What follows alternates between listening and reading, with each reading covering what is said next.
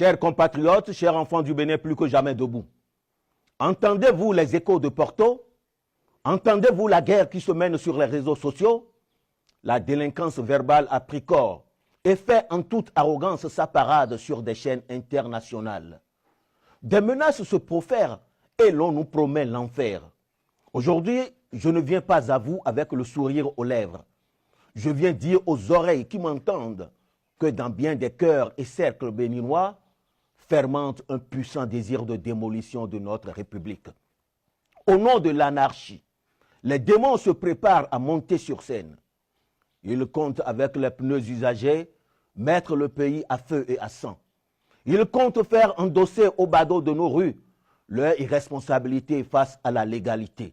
Ils comptent de la manière la plus tordue assouvir leur vil dessein pour nous ramener à l'ère où l'iniquité, la précarité, le détournement des deniers publics, les affaires ICC Services, Sensad, la disparition d'Urbain Dangivo, l'assassinat de Bernadette Agbossou Soudi, l'organisation de concours frauduleux et encore le vol de domaines publics par la haute autorité se vivaient au quotidien. Quelle tristesse! Mais ma plus grosse déception dans tout ce qui se fomente vient de la frange de notre jeunesse qui, sans vergogne, se laisse manipuler et crie haro sur talon le président de notre République. Ce sont des jeunes à la langue très acérée et aux propos nauséeux et nauséabonds. Une jeunesse à l'imagination fertile qui manipule avec une dextérité à nul autre pareil les affabulations les plus rocambolesques sur notre vie commune. Une jeunesse sans idéal, sans culture, sans parcours, qui n'a pour obsession que la gestion du pouvoir d'État afin de renouveler la race des prébendiers que nous travaillons à éradiquer. Sur les tribunes où cette pègre de la jeunesse béninoise prend langue avec d'autres, tout le Bénin se peint en noir. Le noir de la faim, le noir de la soif, le noir du chaos, le noir de la mort. Pour cette gangrène juvénile, le gouvernement Talon est une dictature à abattre et que la communauté internationale s'apprête déjà à mettre au banc de l'humanité. Frange de ma jeunesse en pleine perdition. L'histoire de ce pays ne commence pas aujourd'hui. Elle se nourrit du souffle qui, depuis des siècles, berce notre air et notre terre.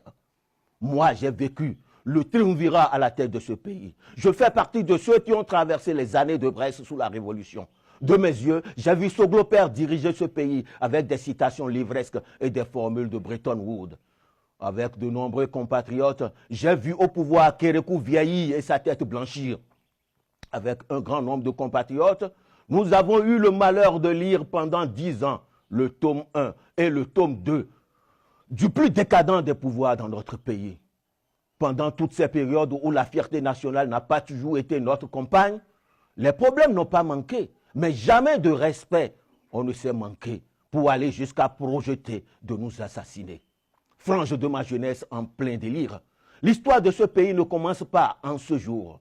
Elle se nourrit du récent souvenir des 2 projets de révision de notre Constitution que la minorité parlementaire a rejetés, sans état d'âme par rapport au bien qu'il ferait à notre peuple et à notre démocratie.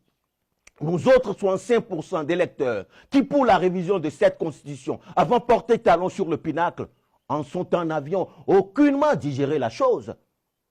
Pour autant, avons-nous envahi la rue? Avons-nous semé des troubles pour exiger qu'en démocratie, seule la voix de la majorité prime?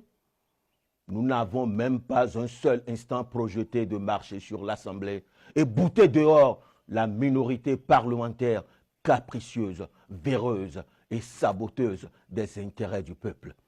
Nos silences ne signifient pas qu'en nous, il n'y a que du miel, il y a aussi du fiel. Et comme vous devez le savoir, personne n'a l'apanage de la violence ni de la délinquance. Pourtant, au nom de la paix, nous restons cool et vous observons. Frange de ma jeunesse en pleine perdition. L'histoire de notre pays qui s'écrit en ces temps-ci ne servira pas de sang, ne se servira pas du sang de notre fraternité pour se transmettre à la postérité.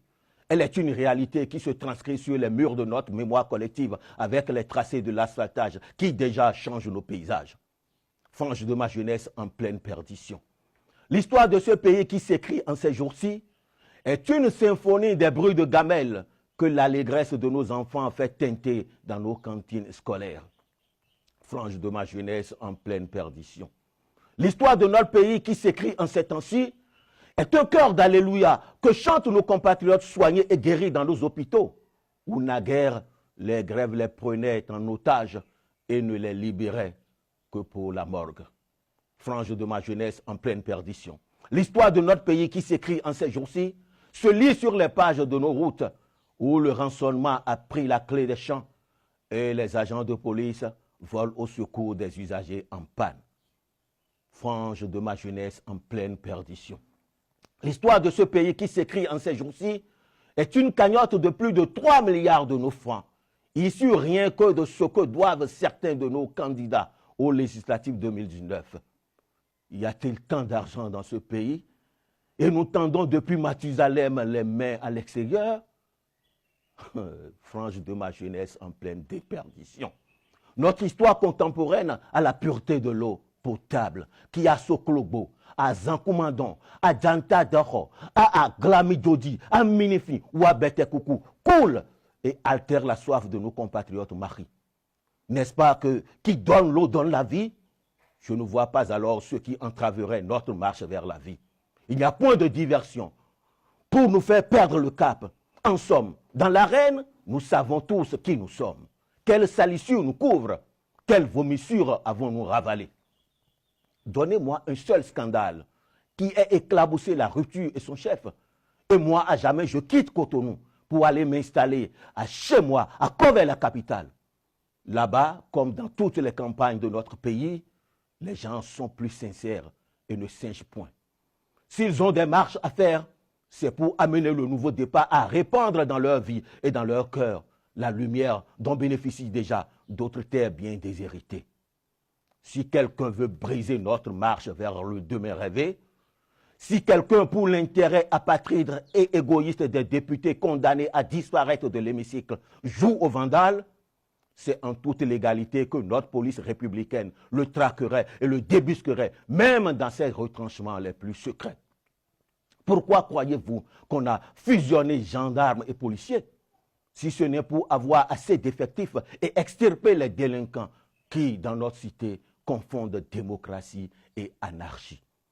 Alors, que le FCBE, fan club de Boni l'engagé, et le RE, rien à envier de l'autre, ni chauve ni échevelé, décident de semer le chaos, les flics de la République feront le boulot. Frange de ma jeunesse en pleine perdition. Si tout ce que je te dis te monte l'attention et pour l'abaisser, tu dois m'assassiner afin de retourner dans l'enfer du pasteur djihadiste ou aller te réchauffer à la flamme des belles de Djonké, le quartier de l'autre instable, sans boussole et sans idéal, prends mon adresse. Je suis dans la Zopa. C'est dans Boumé-Calavi. J'ai comme gardien de jour et de nuit mes 2 chiens, Youl et Savimbi. Tu le sais maintenant. Au cas où tu viendrais, je t'attendrai. Car aucunement tu ne me fais peur.